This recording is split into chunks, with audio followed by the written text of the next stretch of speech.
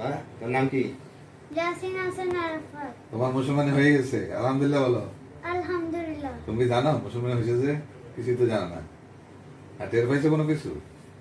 প্রথমে দুইটা এরকম হালকা টান লাগছিল না?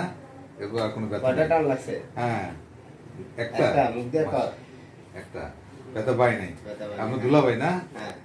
এখন বলেন, আপনি বলেন কোনো ব্যথা পাইছে কিনা? ব্যথা পাইছো? আপনি বলেন কি দেখলেন? এখানে? না, আপনি ওর মাথার কাছে বসেছিলেন, কোনো ব্যথা পেয়েছে কিনা? না, ঠিক ব্যথা আছে? ব্যথা তো পাই নাই।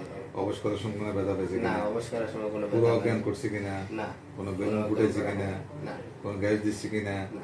কিছুই না। এটা প্রিমিয়াম পদ্ধতিতে করার কারণে কোনো ব্যথা পায় না। জি, জি। Gold standard. তো দুলাভাই খুশি আছেন তো? জি, আলহামদুলিল্লাহ। ওর মা অনেক মাশাআল্লাহ কষ্ট করে ওদেরকে বড় করছে। জি, আসেন। যাও, চলে যাও। আস্তে আস্তে। আচ্ছা, থাক, সমস্যা দৌড়াইলেও সমস্যা নেই, আরে ফুটবল খেললে সমস্যা নেই। আমরা বলি না ফুটবল, কিন্তু বাচ্চারা শুরু করে দিয়েছে। না, ওই সাইকোলজিটা একটা কাজী শাহাবুদ্দিন বলছি, ঢাকা কটন সেন্টার থেকে বাচ্চারা পরের দিন থেকে সাইকেল খেলে, সাইকেল নিয়ে চলে, দৌড়ায়,